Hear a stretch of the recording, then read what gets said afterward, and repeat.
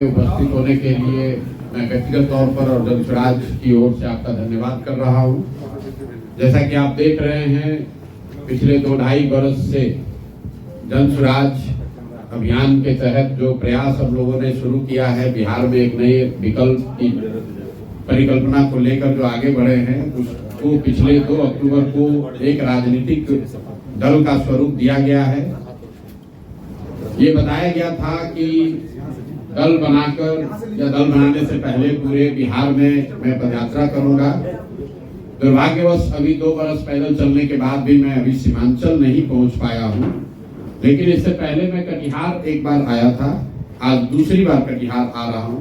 तो सबसे पहले मैं चाहूंगा कि जो यहाँ पर हमारे साथी हैं, जो दलगत स्वरूप का हिस्सा है, एक बार उनका परिचय करा दें।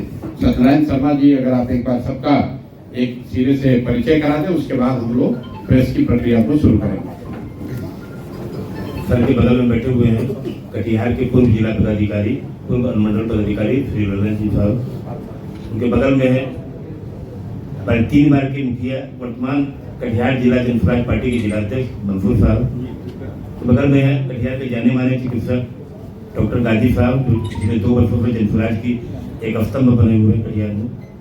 उनके बगल में है प्रभाकर कुमार प्रभार, जो कि हमारे जन स्वराज पार्टी के युवा नेता हैं, बहुत सक्रिय भी रहते हैं। इधर हम लोग के बगल में है डॉक्टर गौतम साहब, जो कि लंदन से आके कटिहार की जन स्वराज की सेवा करने के लिए बिहार आए हैं और कटिहार में काफी सक्रिय भी है। उनके बगल में है श्री सीमा पुर्वे जी, जो प्रदेश महिला जन स्वराज की महासचिव भी हैं और काफी सक्रिय रहती है। उधर हमारे युवा नेता हर्ष अग्रवाल जी हैं, जो बहुत कम दिन पहले ही पार्टी की कमान संभाले थे और आज उनका कार्य करने का तरीका और दमखम भी नजर आया कि बहुत अच्छा कार्य उन्होंने किया है, देखने में बहुत अच्छा लगा। तो सभी साथियों का मंच पर स्वागत है। आपका परिचय इसलिए भी कराया हम लोगों ने कि आप सभी साथियों में से पत्रकार बंधुओं को अगर कोई सवाल इनसे भी पूछना हो तो आप इनसे ही सवाल पूछे। सारे सवालों का जवाब मेरे पास हो ये जरूरी नहीं है। बहुत सारी ऐसी बात है जो ये लोग हमसे बेहतर उसका जवाब दे सकते हैं। तो प्रेस की प्रक्रिया को शुरू करने से पहले मैं आपको जन स्वराज के उद्देश्य को फिर से एक बार दोहरा देता हूँ। इस दल को बनाने के पीछे जो मंशा है, जो उद्देश्य है, वो ये है कि पिछले 30-35 साल से बिहार में राजनीतिक विकल्प न होने की वजह से जो लालू जी के डर से भाजपा को और भाजपा के डर से लालू जी को वोट देने की परंपरा चली आ रही है, उस राजनीतिक बंधुआ मजदूरी से लोगों को निकालने के लिए बिहार में भी शिक्षा, पलायन, विकास की राजनीति की शुरुआत करने के लिए लोगों के सामने एक बेहतर और ईमानदार विकल्प देने के नियत से जो प्रयास 2-2.5 वर्ष पहले शुरू किया गया, अब उसका दलगत स्वरूप है। पूरे राज्य में उस दल का संगठन है और हम लोगों ने घोषणा की है कि आने वाले विधानसभा चुनाव में पूरे के पूरे 243 सीटों पर जन स्वराज अपने दम पर अपने साथियों के साथ मिलकर चुनाव लड़ेगा। जनता के सामने एक ईमानदार और सशक्त विकल्प रखेगा, ताकि लोग मजबूरी में जानते समझते हुए भी गलत व्यक्ति को वोट देने की जो उनकी परंपरा रही है उससे बाहर निकल सके और बिहार में भी शिक्षा और रोजगार की बात हो, एक नया राजनीति की शुरुआत हो। इस नियत से इस चीज को शुरू किया गया है और उसी के तहत मैं आज यहाँ कटिहार में आया हूँ। बनिहारी मेरी सभा है। कल हम लोग पूर्णिया और अररिया में थे। बनमनखी में मेरी एक सभा थी, अररिया में इफ्तार था और उसके बाद पूर्णिया शहर में प्रबुद्ध लोगों के साथ एक बैठक थी। आज मैं यहाँ अभी प्रेस करूंगा और इसके बाद हम लोग मनिहारी में एक जनसभा करेंगे और आने वाले कुछ समय में मैं अपना लंबा समय, कम से कम 2 हफ्ते या 1 महीना सीमांचल के 4-5 जिलों में जन स्वराज को मजबूत करने के लिए अपना पूरा समय लगाऊंगा। उसी की प्रक्रिया, उसी की तैयारी के तहत मैं यहाँ पर आया हूँ। अब आपके जो सवाल हैं उन सवालों का स्वागत है। बहुत बहुत धन्यवाद। देश के महत्वपूर्ण रणनीतिकार माने जाते हैं आप, आपकी प्रसिद्धि रही है। कई राजनीतिक पार्टियों को आपने जिताने का काम किया, सरकार बनाने का काम किया। अब जबकि जन स्वराज बिहार विधानसभा 2025 में दमखम के साथ मैदान में है, अगर आपकी पार्टी को बहुमत मिलता है तो आप यूपीए गठबंधन में जाएंगे या एनडीए गठबंधन में जाएंगे? भाई, जब हमको बहुमत मिलेगा तो हम किसी गठबंधन में क्यों जाएंगे? शायद आप ये पूछना चाह रहे हैं कि अगर बहुमत नहीं मिला तो कहाँ जाएंगे? तो बहुमत नहीं मिला तो हम लोग विपक्ष में बैठेंगे। हम लोग सवाल ही नहीं है, न चुनाव से पहले न चुनाव के बाद, न 2025 में न 2029 में, जब तक इस दल के कर्ता धर्ता के तौर पर मेरी भूमिका है तब तक किसी भी तरह का कोई गठजोड़, कोई गठबंधन नहीं हो सकता है। जिस ईमानदारी और शुद्धता की बात कहकर इस प्रयास को हमने शुरू किया है, वो उस प्रयास के ईमानदारी और शुद्धता में कभी कोई कॉम्प्रोमाइज हो नहीं सकता है। और ये बात आप समझिए कि जन स्वराज बनाकर राजनीति करने की जो हम लोग की मंशा है, इसका उद्देश्य एमएलए बनना नहीं है। हम लोग जितने लोग यहाँ जुड़े हुए हैं जन स्वराज में, बहुत सारे लोग वो सिर्फ इसलिए नहीं जुड़े हैं कि जन स्वराज में आ जाएं और एमएलए बन जाएं, मंत्री बन जाएं। इसमें बहुतेरे लोग ऐसे हैं जिन्होंने जीवन में बहुत कुछ हासिल किया है। जो मंत्री और विधायक हासिल कर सकते हैं उससे बहुत ज्यादा जीवन में हासिल भगवान की दया से किया हुआ है। हम लोग आकर वापस इसलिए यहाँ ये शुरू किए हैं कि बिहार में एक नई राजनीतिक व्यवस्था को बनाया जाए, बिहार की मिट्टी का कर्ज है उसको अदा किया जाए। मंत्री और विधायक बनना हमारा उद्देश्य नहीं है। बिहार में व्यवस्था परिवर्तन हो, बिहार भी अन्य राज्यों की तरह विकास के रास्ते पर चले। अगर उस उद्देश्य से राजनीति शुरू किए हैं तो ये हमारे लिए महत्व का विषय नहीं है कि कितना सीट जीत कर आएंगे। जरूर अपनी ओर से सारा प्रयास, सारी ताकत लगाई जाएगी। जनता को अगर बात समझ में आए, जनता ने आशीर्वाद दिया तो जो जन स्वराज की परिकल्पना है उसके आधार पर नई व्यवस्था का निर्माण होते आप देखेंगे बिहार में। लेकिन अगर किसी वजह से सफलता न भी मिले तो भी चाहे 5 वर्ष लगे, 10 वर्ष लगे, जन स्वराज में हम लोग पीछे हटने वाले नहीं हैं। किसी तरह का वैचारिक या व्यवहारिक, मैं फिर से दोहरा देता हूं, ना वैचारिक ना व्यवहारिक किसी तरह का कोई डाइल्यूशन, कोई गठबंधन नहीं होगा। शुद्धता और ईमानदारी इसकी मूलधन हम लोग का वही है और उसको हम लोग खोकर आगे राजनीति नहीं करना चाहते हैं। इसलिए जन स्वराज अपने दम पर ही चुनाव लड़ेगा, अपने विचार, अपने प्रयास के आधार पर चुनाव लड़ेगा। और हम लोग को विश्वास है कि बिहार की जनता जो 30-35 साल से विकल्प ढूंढ रही थी, उसको जन स्वराज में वो नया विकल्प दिखेगा। सर, नीतीश कुमार ने फिर बोला है कि आप पलटी नहीं मारेंगे और अमित शाह भी आ रहे हैं आज, तो क्या कहना चाहेंगे इस पे आप? तो नीतीश कुमार पलटी नहीं मारेंगे ये कोई नया बयान तो है नहीं। तो हर 6 महीना पर ये बयान देते हैं और फिर पलट जाते हैं, फिर कहते हैं कि नहीं पलटेंगे। नीतीश कुमार पलटी मार है ये खबर नहीं है। खबर ये है या विचार योग्य बात ये है कि क्या नीतीश कुमार अकेले पलटी मार हैं कि राजद और भाजपा वाले भी बिहार में पलटी मार हैं? नीतीश कुमार पलटी इसलिए मार पा रहे हैं क्योंकि दूसरे दल भी उनके साथ पलटी मारने को तैयार है। आपको याद होगा जब पिछली बार नीतीश कुमार महागठबंधन में गए थे तो जिस अमित शाह की आप बात कर रहे हैं, यही अमित शाह आकर कहे थे कि नीतीश कुमार के लिए अब दरवाजे बंद हैं। तो जो मजाक में लोग कहते हैं कि अमित शाह दरवाजा तो बंद किए थे, शायद चिटकिनी लगाना भूल गए थे। फिर नीतीश कुमार के साथ गलबैया कर रहे हैं। जो तेजस्वी यादव चिल्लाकर 2 साल तक नीतीश कुमार को पलटू चाचा कह रहे थे, जब नीतीश कुमार पलटकर उनके पास गए तो उनको फिर वो विकास पुरुष बताने लगे। तो ये पलटी मार राजनीति से बिहार का जो नुकसान हुआ है उससे निकलने का एकमात्र तरीका है जन स्वराज। और अमित शाह बिहार आ रहे हैं ये कोई खबर थोड़ी ना है। अब खबर ये है कि आगे चुनाव है नवंबर में, तो अभी से लेकर नवंबर तक अमित शाह और मोदी जी को बिहार ही दिखेगा। बिहार की चिंता सताएगी, सारे केंद्र की योजनाओं की घोषणा बिहार से होगी। बिहार में विक्रमशिला और नालंदा भी कभी था, इसकी चर्चा होगी। बिहार के गौरवशाली इतिहास की चर्चा लोग करेंगे, लेकिन ये नहीं बताएंगे कि पिछले 14-15 साल में दिल्ली में रहते हुए आपने बिहार के लोगों के पढ़ाई के लिए, रोजगार के लिए क्या किया। ये नहीं बताएंगे कि सूरत में, गुजरात में जो 5 लाख बच्चे बिहार के मजदूरी कर रहे हैं वो कब आकर बिहार में अपने लिए रोजी रोजगार ढूंढ पाएंगे। तो ये कोई नई बात नहीं है। जहाँ ये पिछले 10 साल से हम लोग देख रहे हैं, मोदी शाह जहां चुनाव होता है वहीं पर ये लोग कैंप करते हैं, वहीं पर आते हैं। अब जैसे बिहार में चुनाव खत्म होगा इनको बंगाल और तमिलनाडु दिखने लगेगा। फिर चुनाव खत्म होने के बाद मोदी जी नहीं दिखेंगे, लेकिन अभी चुनाव है तो मोदी जी और शाह उनको यही दिखना है, बिहार ही आना, इसमें नहीं बात क्या है। सर एक सवाल है कि बीजेपी को लेकर जदयू गठबंधन और कांग्रेस आरजेडी गठबंधन दोनों में से किसी एक को चुनना हो तो आप किसे चुनेंगे?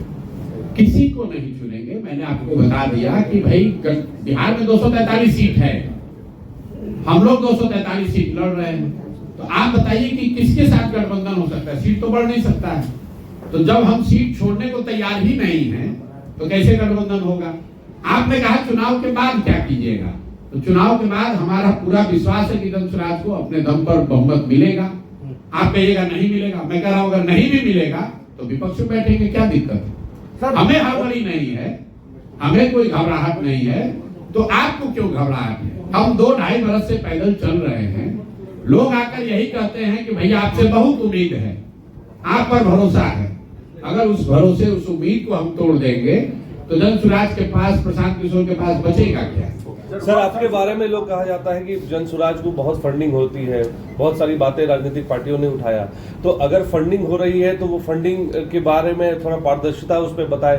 दूसरा ये कि क्या यही वजह है कि आपके यहाँ ईडी सीबीआई का रेट नहीं हो रहा है, इसीलिए विपक्षी पार्टियां कहती है कि आप भाजपा की बी टीम है?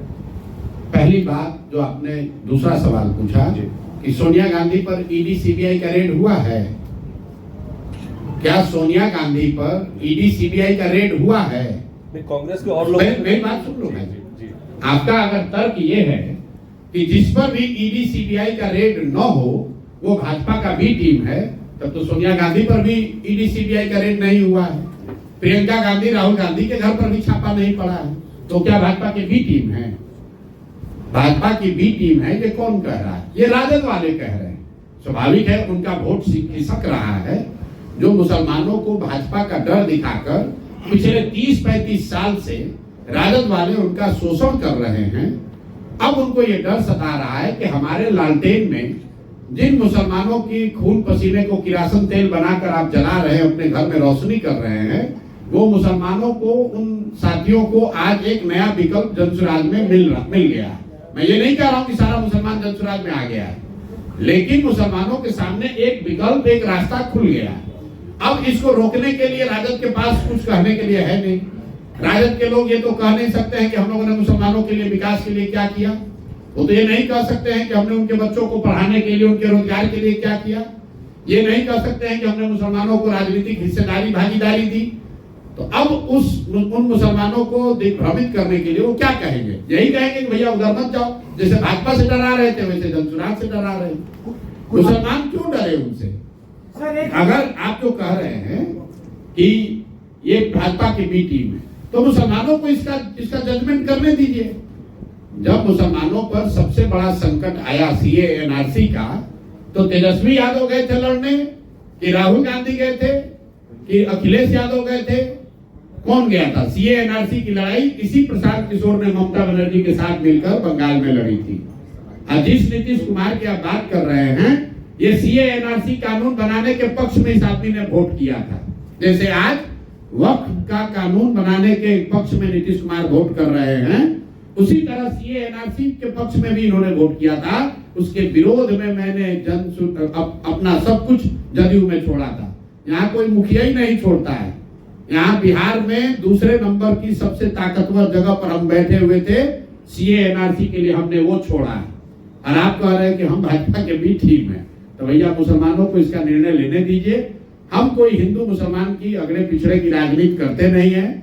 हम लोग बिहार की राजनीति कर रहे हैं, बिहार के बच्चों की बात कर रहे हैं, उनके शिक्षा और रोजगार की बात कर रहे हैं। जिसको अच्छा लगे वो जुड़े, जिसको अच्छा ना लगे उसको कोई बात नहीं, हो जिसके साथ रहना चाहता है रहे।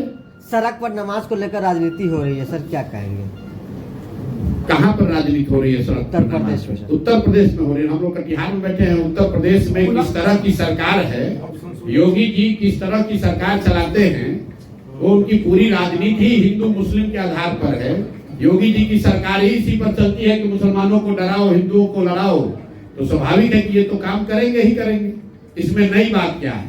लेकिन उत्तर प्रदेश और बिहार में फर्क है, और यहाँ पर ये चीज कभी स्वीकार्य नहीं हो सकती है। यहाँ पर लंबे समय से हिंदू मुसलमान साथ में रहते आए हैं, और मैं नहीं समझता हूं कि यूपी की तरह बिहार में पोलराइजेशन धर्म के आधार पर किया जा सकता है। यहाँ सिर्फ धर्म के नाम पर कुछ लोग मुसलमानों को डरा सकते हैं, लेकिन यहाँ पर हिंदू मुस्लिम पोलराइजेशन यहाँ के इतिहास में, यहाँ की जमीन में अभी तक नहीं रहा है। और हम लोग की कामना है, ऐसी इच्छा है कि आगे भी न रहे, बिहार बिहार बना रहे, यूपी न बने। कटिहार खासकर डूबने नहीं रहा है और मखाना उत्पादक क्षेत्र रहा है। सर, भक्त संशोधन बिल पर सीमांचल के इलाके में है और भक्त संशोधन बिल को लेकर बड़ी चर्चा, आप किस तरह से? बिल्कुल वक्फ को लेकर दो बातें हम लोगों ने कही। पहला तो जनसुराज बिल्कुल इसके खिलाफ है। क्यों खिलाफ है ये समझिए। वक्फ का कानून ठीक है, खराब है, वो अलग बात है। हम लोग इसलिए खिलाफ हैं कि हम लोग का ऐसा मानना है कि जब देश बनाते समय समाज के जिन वर्गों के साथ जो वादे किए गए, वो आपके हमारे पुरखों ने वो वादे किए हैं। इस देश के फाउंडिंग फादर्स ने वो वादे किए। अगर उन्होंने कहा कि देश सेकुलर रहेगा, तो आपके हमारी ये जिम्मेवारी है कि उन वादों के प्रति हम ईमानदार रहें, वादा खिलाफी न करें। अगर संविधान में जो बात कही गई है उसमें कोई परिवर्तन आप लाना चाहते हैं, तो जिस वर्ग को वो परिवर्तन प्रभावित करेगा, उस वर्ग को जब तक आप कॉन्फिडेंस में नहीं लेंगे तब तक वो मान्य नहीं होगा। आप मुसलमानों की बात छोड़िए, किसानों के लिए मोदी जी ने एक कानून बनाया, किसान उससे सहमत नहीं हुए, तो क्या पूरे देश में उसका विरोध नहीं हुआ? क्या किसानों पर बनाए गए कानून को उनको वापस नहीं लेना पड़ा? इसलिए हम लोग वक्फ के खिलाफ में हैं, क्योंकि ये वादा खिलाफी है। उन मुसलमान भाइयों के साथ वादा खिलाफी है जिनको देश के बनते समय ये वादा किया गया कि भाई आपके इन चीजों के साथ छेड़छाड़ नहीं की जाएगी या देश सेकुलर बना रहेगा। तो हम लोग हर परिवार में भी कहते हैं कि अपने बाप दादा के कहे हुए बात का सम्मान करना, ये सनातन धर्म की रिवायत है, मुसलमानों की तो कोई बात ही नहीं है इसमें। और जो कानून बन रहा है, भाजपा वाले तो दोषी है ही, ये तो हिंदू मुसलमान करते ही है, मुसलमानों को डराने का प्रयास करते हैं। लेकिन इसका बड़ा दोष नीतीश कुमार के सर पर भी है, क्योंकि आज अगर नीतीश कुमार वक्फ के पक्ष में न खड़े हो, उसके लिए वोट न करें, तो ये कानून नहीं बन सकता है। क्योंकि दिल्ली की सरकार उनकी मेजॉरिटी नहीं है। इनके सांसद जो बिहार से जीत कर गए हैं, अगर ये लोग वक्फ के पक्ष में वोट न दें तो किसी भी हालत में कानून नहीं बन सकता है। इसलिए नीतीश कुमार जी से, उनके दल के लोगों से मेरा आग्रह है कि अभी से भी चलिए। अगर आप जेपी और लोहिया की बात करते हैं, गांधी का चित्र लगाकर राजनीति करने का दावा करते हैं, तो गांधी के बताए हुए मार्ग पर चलिए, गलत बात मत कीजिए, वादा खिलाफी मत कीजिए। भाजपा को भले मुसलमानों ने न बनाया हो, लेकिन नीतीश कुमार को मुसलमानों ने बनाया है। जहां पर आज नीतीश कुमार बैठे हुए हैं, 2015 में जब इनकी बुरी तरह हार हो गई थी, मेरी मदद से चुनाव लड़ रहे थे, तब अगर मुसलमानों ने, बिहार के मुसलमानों ने नीतीश कुमार के पक्ष में, महागठबंधन के पक्ष में वोट नहीं किया होता, तो आज नीतीश कुमार कहीं नहीं रहते। तो जिन मुसलमानों ने आपके लिए लाठी खाई, लाइन में लगे, आपको मुख्यमंत्री बनाया, भाजपा के खिलाफ लड़ाई में आपकी मदद की, उनके खिलाफ इस तरह का कानून बनने में आप सहयोग न करें, ऐसा मेरा आपसे आग्रह है। और सारे जो मुस्लिम साथी आज जदयू से जुड़े हुए हैं, उनसे मैं कहूंगा कि आप लोग अभी से भी मुख्यमंत्री को लिख कर दीजिए कि वो वक्फ के पक्ष में मतदान न करें, और अगर वो करेंगे तो सारे मुस्लिम साथियों को जदयू छोड़ देना चाहिए, ताकि नीतीश कुमार को भी सबक मिले कि अगर वो वादा खिलाफी करेंगे, पीठ में छुरा घोंपेंगे, तो उस समाज का कोई आदमी उनके साथ खड़ा नहीं होगा, चाहे वो मुसलमान हो या बिहार का युवा हो। आप अगर वादा खिलाफी करते हैं तो लोकतंत्र में हम लोग के पास यही अधिकार है कि हम लोग आपका साथ छोड़ दें, आपका साथ न दें, आपको वोट न दें, आपके साथ खड़े न हो। सर, आपके ब्रोशर में 2000 रुपए देने की बात महिलाओं को की गई, युवाओं को भी आप सहायता राशि देने की बात करते हैं। बात होती है कि केंद्र सरकार पर वर्ल्ड बैंक का बहुत सारा लोड है, ऐसे में आपकी क्या रणनीति है? कैसे आपने कभी पढ़ाई नहीं कि हम लोग क्या कह रहे हैं? हम लोग ये कह रहे हैं कि 15 साल से कम उम्र के बच्चों को हम लोग विश्व स्तरीय पढ़ाई की व्यवस्था करेंगे। हम लोग कोई फ्री में कुछ देने की बात नहीं कर रहे हैं।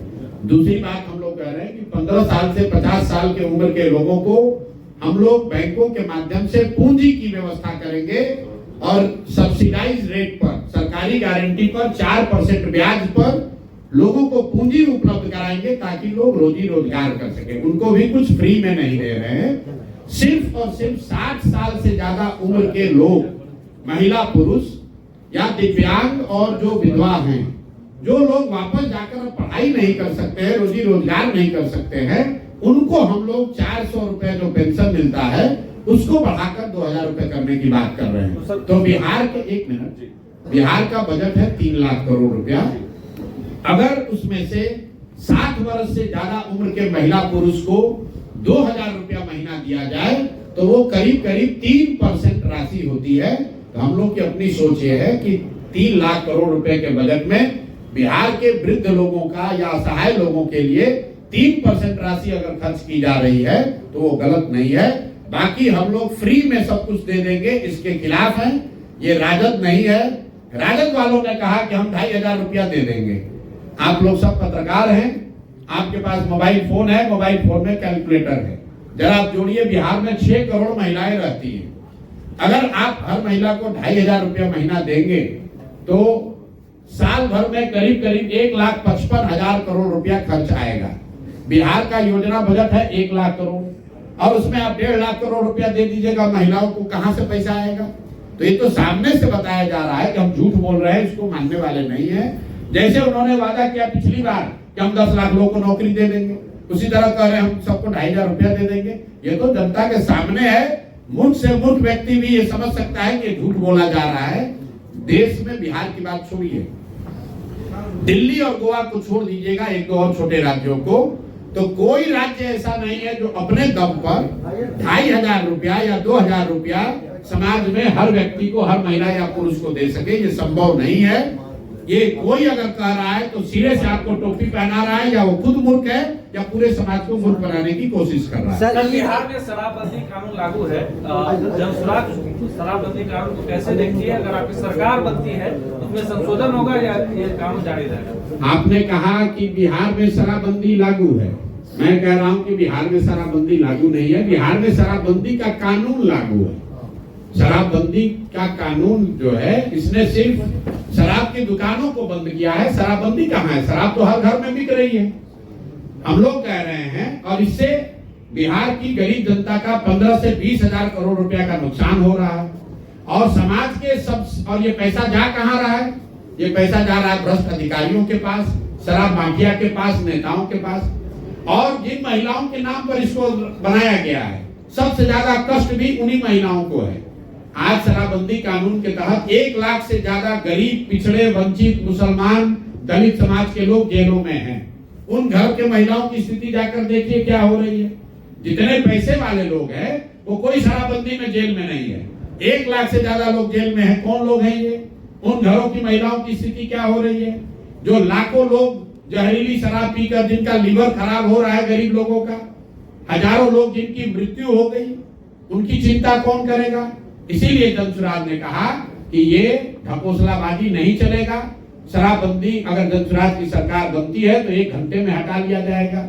आप देखिए कितना बड़ा धोखा हो रहा है बिहार के साथ। आप लोग सब पत्रकार हैं, भाजपा के नेताओं से जरा आप लोग पूछिए कि भाई अगर शराबबंदी इतना ही अच्छा है तो ये बढ़िया वाला मिठाई खाली बिहार को ही क्यों खिलाया जा रहा है? यूपी में भी लागू कर दीजिए। देश में मोदी जी की सरकार है, पूरे देश में लागू कर दो शराबबंदी। क्या देश की महिलाओं का एम्पावरमेंट नहीं होना चाहिए? अगर शराबबंदी से बिहार की महिलाओं को फायदा हो रहा है, डोमेस्टिक वायलेंस कम हो रहा है, जैसा सरकार दावा कर रही है या भाजपाई नेता दावा कर रहे हैं, तो उनसे जरा पूछिए कि भैया इतना बढ़िया अगर है तो योगी जी से बोल के यूपी में भी इसको लागू कर दो। मोदी जी को बोलो कि पूरे देश में लागू कर दे। बिहार के लोगों को इतनी भी नहीं समझ है कि अगर शराबबंदी से फायदा होता तो भाई दूसरे राज्यों में भाजपा वाले इसको क्यों नहीं लागू कर रहे हैं? ये अच्छी वाली मिठाई बिहार के लोगों के लिए क्यों बचा के रखा गया? इसलिए हम लोग बिल्कुल इसको सिरे से खारिज करते हैं। ये ढकोसलाबाजी है, पैसा कमाने का रास्ता है और गरीब लोगों का इससे शोषण हो रहा है, बिहार का नुकसान हो रहा है। इसलिए वोट मिले न मिले, चाहे जितना दबाव हो, हम लोग स्पष्ट कह रहे हैं कि सरकार बनी तो 1 घंटे में ये ढकोसला वाला शराबबंदी का कानून हटा दिया जाए। सर, ईद को लेकर जातीय राजनीति हैं? देश की गिनती जी, छोटे बच्चे दिल्ली पंजाब में काम करते हैं, जी, ये कब रुकेगा?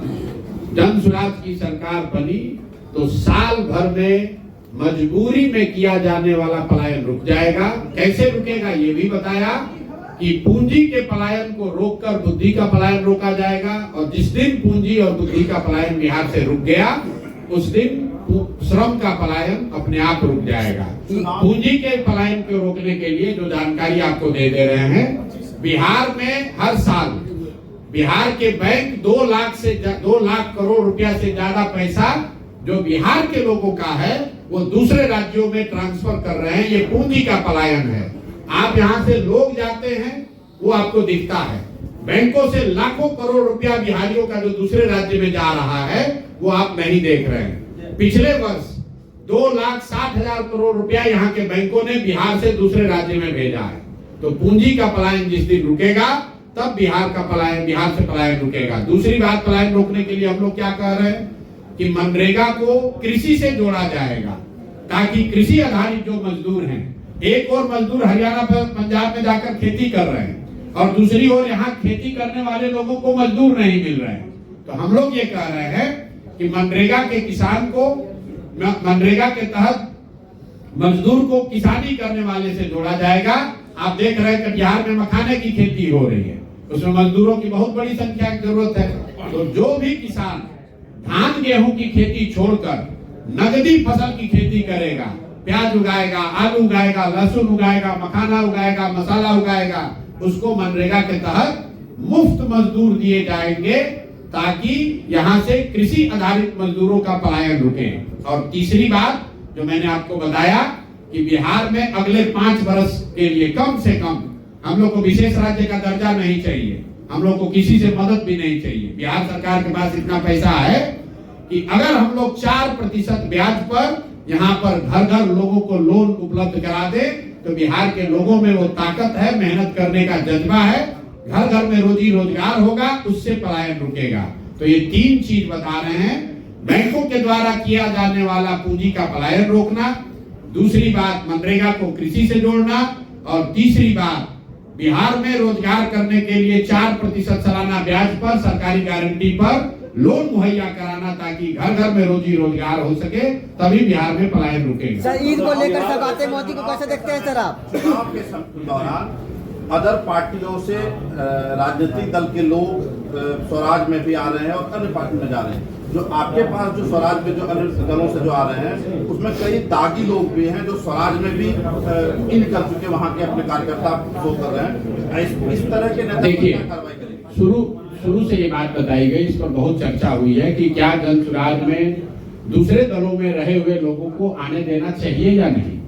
हम लोगों ने इस पर चर्चा के बाद जो निर्णय लिया कि भाई किसी भी दूसरे दल में रहे हुए व्यक्ति को आने से रोकने का मतलब नहीं है, क्योंकि जैसे वोटर के तौर पर आपके पास विकल्प नहीं था तो भी आप गलत आदमी को वोट दे रहे थे। संभव है कि बहुत सारे राजनीतिक कार्यकर्ता विकल्प न होने की वजह से किसी न किसी दल में थे, आज वो जनसुराज में आ रहे हैं। आपने कहा कि इनको क्या, आपको ये जरूर बताना चाहिए कि अगर कोई दागी व्यक्ति शराब माफिया, बालू माफिया, क्रिमिनल, अगर उसको जनसुराज में कोई जिम्मेवारी मिली है तो जरूर आप बताइए। जहां तक टिकटों का सवाल है, मैं आपको स्पष्ट बता देता हूं ऑन रिकॉर्ड, जनसुराज में 2/3 से ज्यादा लोग, वो लोग चुनाव लड़ेंगे जो कभी जीवन में पहले चुनाव नहीं लड़े हैं, दागी नहीं है, उनका कोई राजनीतिक चरित्र ऐसा नहीं है जिस पर कोई उंगली उठा सके। कुछ लोग अपवाद के तौर पर ऐसे चुनाव लड़ सकते हैं जो पहले राजनीति में सक्रिय रहे या चुनाव लड़े, लेकिन उनकी संख्या बहुत कम होगी और उनमें भी उन्हीं लोगों को अवसर दिया जाएगा जिनके चरित्र पर कोई बड़ा दाग न हो। सौगाते चाहे आप कोई व्यवस्था बनाइए, उसमें ये संभव है कि 2-4 लोग गलत आ सकते हैं, लेकिन आज की जो व्यवस्था है जिसमें ज्यादातर गलत लोग हैं, उसमें 2-4 अच्छे लोग आ भी जाते हैं तो कुछ अच्छा नहीं कर पाते हैं। तो जनसुराज की सोच ये है कि इतने अच्छे लोग जरूर रहे जनसुराज में कि अगर कोई गलत आ भी जाए तो गलत न कर पाए। देश की गिरती अर्थव्यवस्था पर क्या कहना चाहेंगे सर? सर, ओवैसी को आप किस रूप में देखते हैं बिहार में? किसको? ओवैसी को? ओवैसी जी को मैं हैदराबाद का, तेलंगाना का नेता जानता हूँ। पिछले बार उनकी पार्टी ने 4 सीट दी थी। भाई जब देखिए, मैं बार बार आपको कहता हूँ, बिहार के एक बड़े तबके में राजद, जदयू, भाजपा, कांग्रेस से बाहर अलग कोई नए विकल्प की चाहत है। चाहे वो जदयू का समर्थक है, राजद का समर्थक है, भाजपा का समर्थक है, सबके मन में ये बात है कि बिहार में बदलाव होना चाहिए, कुछ नया विकल्प आना चाहिए। वो विकल्प जन स्वराज है कि नहीं है, इस पर बहस हो सकती है, लेकिन लोग बदलाव चाहते हैं, नया विकल्प चाहते हैं। ये तो पत्रकार के तौर पर आप भी स्वीकार करेंगे। उसी के तहत पिछली बार बिहार के कुछ क्षेत्रों में ओवैसी साहब लड़ते हुए वो विकल्प के तौर पर दिखे, तो कुछ जगहों पर उनके उम्मीदवारों को वोट मिला। लोकतंत्र है, सबको चुनाव लड़ने का हक है, ओवैसी साहब को भी लड़ने का हक है। आपकी पार्टी से अगर गठबंधन होती है तो क्या उसमें आप सहमत होंगे? ओबीसी की अगर आपकी पार्टी, जब मैंने आपको कह दिया कि गठबंधन हो ही नहीं सकता है, तो 243 सीट है, इसके बाहर कोई गठबंधन होता हो तैयार है तो उससे बात की जाए। क्या चिराग अगर आपके साथ आते हैं तो क्या उनके साथ? अरे भाई, दुनिया में कोई आ जाए, चिराग आए, दीपक आए, लालटेन आए, हाथ आए, कोई सवाल नहीं है। कितनी बार कहें? सर, वो आपको अपना दोस्त, अच्छा मित्र बताते हैं। दोस्त मेरे बहुत लोग दोस्त हैं। चिराग मेरे दोस्त हैं, सुलझे हुए व्यक्ति हैं, अच्छे व्यक्ति हैं, देश की युवा नेता हैं, बिहार में जात पात से ऊपर उठकर विकास की बात कर रहे हैं, लेकिन उनकी राजनीति अलग है।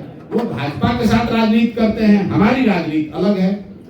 कुणाल कामरा कंट्रोवर्सी पे आप कुछ बोलना चाहिएगा, जैसे महाराष्ट्र में जाके है। देखिए, कुणाल कामरा जो हैं वो भी मेरे दोस्त हैं और विदूषक हैं, स्टैंडिंग कॉमेडियन जिसको कहते हैं, स्टैंड अप कॉमेडियन जिसको आप कहते हैं। कुछ बात उन्होंने कही है जिसको लेकर कंट्रोवर्सी हुई है। अब जो बात उन्होंने कही है उसकी जांच होने दीजिए, लेकिन जहां तक मैं उस व्यक्ति के बारे में जानता हूं, उनका कोई अल्टीरियर मोटिव नहीं है। वो आदमी, जो लोग ये समझ रहे हैं कि राजनीति करेगा, वो आदमी राजनीति नहीं करेगा। वो आदमी रहता है पुडुचेरी में, और वहां पर ऑर्गेनिक फार्मिंग का काम करते हैं, साथ में कुछ ये स्टैंड अप कॉमेडियन का भी काम करते हैं। उस आदमी के दिल में कोई राजनीतिक विद्वेष वाली बात नहीं है। ये लोग देश को प्यार करने वाले लोग हैं। शब्दों के चयन में कुछ गलती हो सकती है, आप उससे सहमत असहमत हो सकते हैं। अगर उन्होंने शब्दों के चयन में कोई गलती की है तो जो यहाँ का कानून है उसके अनुरूप उन पर कार्रवाई होनी चाहिए, लेकिन वो व्यक्ति देश के या देश के संविधान के प्रति श्रद्धा रखने वाले लोग हैं, इतना तो मैं कह सकता हूँ। सर, सपा सांसद ने एक राज्यसभा में सर सीमांचल के इलाके में है, और सीमांचल में शिक्षा, भ्रष्टाचार ये तो मुद्दा है ही, लेकिन चुनाव आते ही कुछ और मुद्दा हो जाता है। घुसपैठ पे चर्चा होती है, लव जिहाद पे चर्चा। अरे भाई, ये अमित शाह आएंगे तो इसके अलावा क्या बात करेंगे? सीमांचल में क्या हो, तो चंपारण में भी जाकर यही बात करेंगे, यूपी कुशीनगर में भी जाकर यही बात करेंगे, बंगाल जाएंगे तो यही बात करेंगे। मोदी जी ने जो भाषण राजस्थान में दिया वो सीमांचल में आकर थोड़ी ही न दिया था कि आपका भैंस चोरी हो जाएगा। क्या लगता है ये मुद्दा है या नहीं है? ये भाई देखिए, राजनीति में मुद्दा हो या ना हो, उसको मुद्दा आदमी बनाता है। अब लालू जी आएंगे तो वो भी मुद्दा बनाएंगे, तभी तो मुसलमान डरेगा, तभी तो उनको वोट देगा। जब आपने काम नहीं किया, सीमांचल की इतनी बड़ी मुसलमानों की आबादी लालू जी को, कांग्रेस को वोट देती रही है और उनके बच्चों का कुछ भला नहीं हुआ, तो अब आकर आप क्या कहिएगा? कोई ना कोई कहानी बताइएगा, उनको डराइएगा, उनको बताइएगा कि भाजपा वाले आके तुमको भगाने वाले हैं। भाई, किसी से डरने की जरूरत नहीं है। देश का संविधान है, हर नागरिक को अधिकार है और कोई किसी को डरा नहीं सकता है। हर व्यक्ति को अपने बच्चों के भविष्य के लिए जो सही लगे उसको चुनना चाहिए, उसको आगे वोट देना चाहिए, उसके साथ खड़ा होना चाहिए। बहुत बहुत धन्यवाद भैया, हो गया।